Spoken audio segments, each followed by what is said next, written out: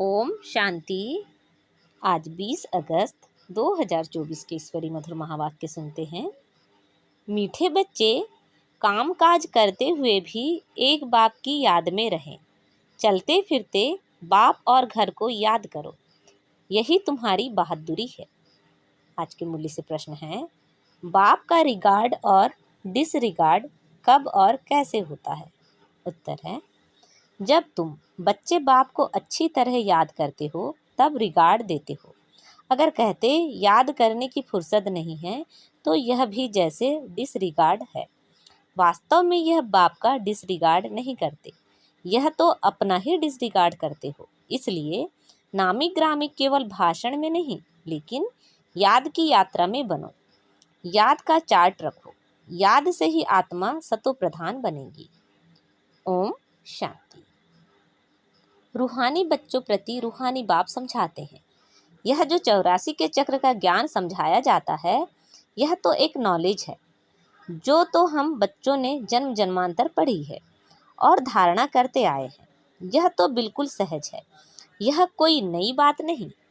बाप बैठ समझाते हैं, सतयुग से लेकर कलयुग अंत तक तुमने कितने पुनर्जन्म लिए हैं। यह ज्ञान तो सहज रीति बुद्धि में है ही। यह भी एक पढ़ाई है। रचना के आदि मध्य अंत को समझना है, सो बाप के सिवाय और कोई समझा नहीं सकता। बाप कहते हैं, इस ज्ञान से भी उच्च बात यह कि याद की यात्रा, जिसको योग कहा जाता है। योग अक्षर मशहूर है, परंतु यह है याद की यात्रा। जैसे मनुष्य यात्रा पर जाते हैं, कहेंगे हम फलाने तीर्थ यात्रा पर जाते हैं, श्रीनाथ या अमरनाथ जाते हैं, तो वह याद रहता है। अभी तुम जानते हो, रूहानी बाप तो बड़ी लंबी यात्रा सिखलाते हैं कि मुझे याद करो। उन यात्राओं से तो फिर लौट आते हैं। यह वह यात्रा है जो मुक्ति धाम में जाकर निवास करना है। भल पाठ में आना है, परंतु इस पुरानी दुनिया में नहीं। इस पुरानी दुनिया से तुमको वैराग्य है। यह तो छीछी रावण राज्य है। तो मूल बात है याद की यात्रा। कई बच्चे यह भी समझते नहीं हैं कि कैसे याद करना है। कोई याद करते हैं व नहीं करते हैं, यह देखने में तो कोई चीज़ नहीं आती। बाप कहते हैं, अपने को आत्मा समझ मुझ बाप को याद करना है। देखने की तो चीज़ नहीं, न मालूम पड़ सकता है। यह उस अवस्था में कहाँ तक याद की यात्रा में कायम रहते हैं, यह तो खुद ही जाने। युक्ति तो बहुतों को बताते हैं। कल्याणकारी बाप ने समझाया है, अपने को आत्मा समझ शिव बाबा को याद करो, भल अपनी सर्विस भी करते रहो। जैसे मिसाल, पहरे पर बच्चे हैं, चक्कर लगाते रहते हैं। इनको याद में रहना है तो बड़ा सहज है। सिवाय बाप की याद के और कुछ याद नहीं आना चाहिए। बाबा मिसाल दे देते, उस याद की यात्रा में ही आए जाएं। जैसे पादरी लोग जाते हैं, कितना साइलेंस में जाते हैं। तो तुम बच्चों को भी बड़ा प्रेम से बाप और घर को याद करना है। यह मंजिल बड़ी भारी है। भक्त लोग भी यही पुरुषार्थ करते रहते हैं, परंतु उनके यह पता नहीं कि हमको वापस जाना है। वह तो समझते हैं कि कलयुग पूरा होगा तब जाएंगे। उनको भी ऐसे सिखलाने वाला तो कोई है नहीं। तुम बच्चों को तो सिखलाया जाता है। जैसे पहरा देते हो तो एकांत में जितना बाप को याद करेंगे उतना अच्छा है।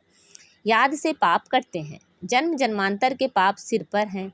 जो पहले सतो प्रधान बनते हैं, राम राज्य में भी पहले वह जाते हैं, तो उनको ही सबसे जास्ती याद की यात्रा में रहना है। कल्प कल्प की बात है, तो इनको याद की यात्रा में रहने का अच्छा चांस है। यहाँ तो कोई लड़ाई झगड़े की बात ही नहीं है। आते जाते अथवा बैठते एक पंथ दो काज। पहरा भी दो, बाप को भी याद करो। कर्म करते बाप को याद करते रहो। पहरे वाले को तो सबसे जास्ती फ़ायदा है। चाहे दिन हो चाहे रात हो, जो पहरा देते हैं उन्हों के लिए बहुत फ़ायदा है। अगर यह याद रहने की आदत पड़ जाए तो बाप ने यह सर्विस बहुत अच्छी दी है। पहरा और याद की यात्रा, यह भी चांस मिलता है बाप की याद में रहने का। यह भिन्न भिन्न युक्तियाँ बताई जाती हैं याद की यात्रा में रहने की। यहाँ तुम जितना याद में रह सकेंगे उतना बाहर धंधे आदि में नहीं। इसलिए मधुबन में आते हैं रिफ्रेश होने। एकांत में जाकर एक पहाड़ी पर बैठ याद की यात्रा में रहें, फिर एक जाएं व 2-3 जाएं। वहाँ चांस बहुत अच्छा है। यही मुख्य है बाप की याद। भारत का प्राचीन योग मशहूर भी बहुत है। अभी तुम समझते हो, इस याद की यात्रा से पाप कटते हैं, हम सतो प्रधान बन जाएंगे। तो इसमें पुरुषार्थ बहुत अच्छा करना है। बहादुरी तो इसमें है जो काम करते बाप को याद दिखलाओ। कर्म तो करना ही है, क्योंकि तुम हो प्रवृत्ति मार्ग वाले। गृहस्थ व्यवहार में रहते, धंधा आदि करते, बुद्धि में बाप की याद रहे, इसमें तुम्हारी बहुत बहुत कमाई है। भल अभी कई बच्चों की बुद्धि में नहीं आता है। बाप कहते रहते हैं चार्ट रखो, थोड़ा बहुत कोई लिखते हैं। बाप युक्तियाँ तो बहुत बताते हैं। बच्चे चाहते हैं बाबा के पास जाएं, यहाँ बहुत कमाई कर सकते हैं। एकांत बहुत अच्छी है। बाप सम्मुख बैठ समझाते हैं, मुझे याद करो तो पाप कट जाएं, क्योंकि जन्म जन्मांतर के पाप सिर पर हैं। विकार के लिए कितने झगड़े चलते हैं, विघ्न पड़ते हैं। कहते हैं बाबा हमको पवित्र रहने नहीं देते। बाप कहते हैं बच्चे, तुम याद की यात्रा में रह जन्म जन्मांतर के पाप जो सिर पर हैं वह बोझा उतारो। घर बैठे शिव बाबा को याद करते रहो। याद तो कहाँ भी बैठ कर सकते हो, कहाँ भी रहते यह प्रैक्टिस करनी है। जो भी आए उनको भी पैगाम दो। बाप कहते हैं अपने को आत्मा समझ बाप को याद करो। इनको ही योग बल कहा जाता है। बल माना ताकत। शक्ति बाप को सर्वशक्तिवान कहते हैं ना, तो वह शक्ति बाप से कैसे मिलेगी? बाप खुद कहते हैं मुझे याद करो। तुम नीचे उतरते उतरते तमो प्रधान बन गए हो, तो वह शक्ति बिल्कुल खत्म हो गई है, पाई की भी नहीं रही है। तुम्हारे में भी कोई है जो अच्छी रीति समझाते हैं, बाप को याद करते हैं। तो अपने से पूछना है हमारा चार्ट कैसा रहता है। बाप तो सब बच्चों को कहते हैं याद की यात्रा मुख्य है, याद से ही तुम्हारे पाप कटेंगे। भले कोई सावधान रहने वाला भी नहीं हो तो भी बाप को याद कर सकते हो। भले विलायत में अकेले रहो तो भी याद में रह सकते हो। समझो कोई शादी किया हुआ है, स्त्री और कोई जगह है, तो उनको भी लिख सकते हो। तुम एक बात सिर्फ याद करो, बाप को याद करो तो जन्म जन्मांतर के पाप भस्म हो जाएंगे। विनाश सामने खड़ा है। बाप युक्तियाँ तो बहुत अच्छी समझाते रहते हैं, फिर कोई करे ना करे उनकी मर्जी। बच्चे भी समझते होंगे कि बाप राय तो बहुत अच्छी देते हैं। हमारा काम है मित्र संबंधी आदि जो भी मिले सबको पैगाम देना। दोस्त हो या कोई भी हो, सर्विस का शौक चाहिए। तुम्हारे पास चित्र तो हैं, बैज भी है, यह बड़ी अच्छी रीत है। बैज किसी को भी लक्ष्मी नारायण बना सकता है। त्रिमूर्ति के चित्र पर अच्छी तरह समझाना है। इनके ऊपर शिव है, वो लोग त्रिमूर्ति बनाते हैं, ऊपर में शिव दिखाते नहीं। शिव को ना जानने कारण भारत का बेड़ा डूबा हुआ है। अब शिव बाबा द्वारा ही भारत का बेड़ा पार होता है। पुकारते हैं पतित पावन आकर हम पतितों को पावन बनाओ, फिर भी सर्वव्यापी कह देते हैं। कितनी पाई पैसे की भूल है। बाप बैठ समझाते हैं तुमको ऐसे ऐसे भाषण करना है। बाप भी डायरेक्शन देते रहते हैं, ऐसे म्यूजियम खोलो, सर्विस करो तो बहुत आएंगे। सर्कस भी बड़े बड़े शहरों में खोलते हैं ना, कितना उन्हों के पास सामान रहता है। गांव गांव से देखने के लिए लोग आते हैं। इसलिए बाबा कहते हैं तुम भी ऐसा खूबसूरत म्यूजियम बनाओ जो देखकर खुश हो जाएं और फिर औरों को जाकर सुनाएं। यह भी समझाते हैं जो कुछ सर्विस होती है कल्प पहले मिसल होती है, परंतु सतो प्रधान बनने का ओना बहुत रखना है। इसमें ही बच्चे गफलत करते हैं। माया विघ्न भी इस याद की यात्रा में ही डालती है। अपने दिल से पूछना है इतना हमको शौक है, मेहनत करते हैं। ज्ञान तो कॉमन बात है, बाप बिगर 84 का चक्र कोई समझा ना सके। बाकी याद की यात्रा है मुख्य। पिछाड़ी में कोई भी याद ना आए सिवाय एक बाप के। डायरेक्शन तो बाप पूरे देते रहते हैं। मुख्य बात यह है याद करने की। तुम कोई को भी समझा सकते हो, भल कोई भी हो, तुम सिर्फ बैच पर समझाओ। और कोई के पास ऐसे अर्थ सहित मेडल नहीं होते। मिलिट्री वाले अच्छा काम करते हैं तो उनके मेडल मिलते हैं। राय साहब का मेडल सब देखेंगे, इनको वाइस राय का टाइटल मिला है। आगे वाइस राय होते थे, अभी तो उनके पास कोई पावर नहीं है। अभी तो कितने झगड़े लगे पड़े हैं, मनुष्य बहुत हो गए हैं, तो उनके लिए ज़मीन चाहिए शहर में। अभी बाबा स्वर्ग की स्थापना कर रहे हैं। इतने सब खल्लास हो, बाकी कितने थोड़े जाकर रहेंगे। जमीन ढेर होगी, वहाँ तो सब कुछ नया होगा। उस नई दुनिया में चलने के लिए फिर अच्छी रीति पुरुषार्थ करना है। हर एक मनुष्य पुरुषार्थ करते हैं बहुत उच्च पद पाने का। कोई पूरा पुरुषार्थ नहीं करते तो समझते हैं नापास हो जाएंगे, खुद भी समझते हैं हम फेल हो जाएंगे, फिर पढ़ाई आदि को छोड़कर नौकरी में लग जाते हैं। आजकल तो नौकरियों में भी बहुत कड़े कायदे निकलते हैं, मनुष्य बहुत दुखी हैं। अब बाबा तुमको ऐसा रास्ता बताते हैं जो 21 जन्म कभी दुख का नाम नहीं रहेगा। बाप कहते हैं सिर्फ याद की यात्रा में रहो, जितना हो सके रात को बहुत अच्छा है।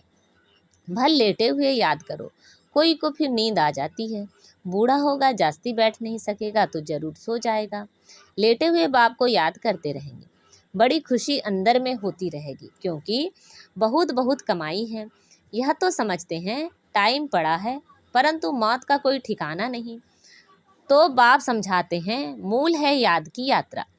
बाहर शहर में तो मुश्किल है, यहाँ आते हैं तो बड़ा अच्छा चांस मिलता है।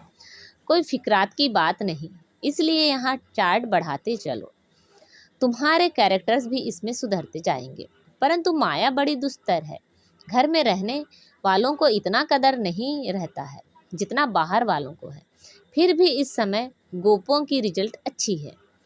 कई बच्चियां लिखती हैं शादी के लिए बहुत तंग करते हैं, क्या करें। जो मजबूत सेंसिबल बच्चियां होंगी वह कभी ऐसे लिखेंगी नहीं, लिखती हैं तो बाबा समझ जाते हैं रीढ़ बकरी है। यह तो अपने हाथ में है जीवन को बचाना। इस दुनिया में अनेक प्रकार के दुख हैं। अब बाबा तो सहज बताते हैं, तुम बच्चे तो महान भाग्यशाली हो जो आकर साहबजादे बने हो। बाप कितना उच्च बनाते हैं, फिर भी तुम बाप को गाली देते हो, सो भी कच्ची गाली। इतने तमो प्रधान बने हो जो बात मत पूछो, इससे जास्ती और क्या सहन करेंगे। कहते हैं ना जास्ती तंग करेंगे तो खत्म कर देंगे। तो यह बाप बैठ समझाते हैं, शास्त्रों में तो कहानियाँ लिख दी हैं, बाबा युक्ति तो बहुत सहज बताते हैं। कर्म करते हुए याद करो, इसमें बहुत बहुत फायदा है। सवेरे आकर याद में बैठो, बहुत मजा आएगा। परंतु इतना शौक नहीं है, टीचर स्टूडेंट की चलन से समझ जाते हैं या फेल हो जाएंगे। बाप भी समझते हैं यह फेल हो जाएंगे, सो भी कल्प कल्पांतर के लिए। भल भाषण में तो बहुत होशियार हैं, प्रदर्शनी भी समझा लेते हैं, परंतु याद है नहीं, इसमें फेल हो पड़ते हैं। यह भी जैसे डिसरिगार्ड करते हैं, अपना ही करते हैं, शिव बाबा का तो डिसरिगार्ड होता नहीं। ऐसे कोई कह ना सके कि हमको फुर्सत ही नहीं याद करने की, बाबा मानेंगे नहीं। स्नान पर भी याद कर सकते हो, भोजन करते समय बाप को याद करो, इसमें बहुत बहुत कमाई है। कई बच्चे सिर्फ भाषण में नामी ग्रामी हैं, योग है नहीं, वह अहंकार भी गिरा देता है। अच्छा, मीठे मीठे से खिलाते बच्चों प्रति माता पिता बाप दादा का याद प्यार, गुड मॉर्निंग और नमस्ते। रूहानी बाप की रूहानी बच्चों को नमस्ते। हम सब रूहानी बच्चों की रूहानी माता पिता बाप दादा को याद प्यार, गुड मॉर्निंग और नमस्ते। आज के मूल्य से धारणा के लिए मुख्य सार हैं, सर्वशक्तिमान बाप से शक्ति लेने के लिए याद का चार्ट बढ़ाना है। याद की भिन्न भिन्न युक्तियाँ रचनी है। एकांत में बैठ विशेष कमाई जमा करनी है। सतो प्रधान बनने का ओना रखना है। गफलत नहीं करनी है, अहंकार में नहीं आना है। सर्विस का शौक भी रखना है, साथ साथ याद की यात्रा पर भी रहना है। आज बाबा ने हमें वरदान दिया है, सब कुछ बाप हवाले कर, कमल पुष्प समान न्यारे प्यारे रहने वाले डबल लाइट भव। सब कुछ बाप हवाले कर, कमल पुष्प समान न्यारे प्यारे रहने वाले डबल लाइट भव। बाप का बनना अर्थात सब बोझ बाप को दे देना। डबल लाइट का अर्थ ही है सब कुछ बाप हवाले करना। यह तन भी मेरा नहीं, तो जब तन भी नहीं तो बाकी क्या। आप सबका वायदा ही है, तन भी तेरा, मन भी तेरा, धन भी तेरा। जब सब कुछ तेरा कहा तो बोझ किस बात का। इसलिए कमल पुष्प का दृष्टांत स्मृति में रख, सदा न्यारे और प्यारे रहो तो डबल लाइट बन जाएंगे। आज का स्लोगन है, रूहानियत से रोब को समाप्त कर, स्वयं को शरीर की स्मृति से गलाने वाले ही सच्चे पांडव हैं। रूहानियत से रोब को समाप्त कर, स्वयं को शरीर की स्मृति से गलाने वाले ही सच्चे पांडव हैं। अच्छा, ओम शांति।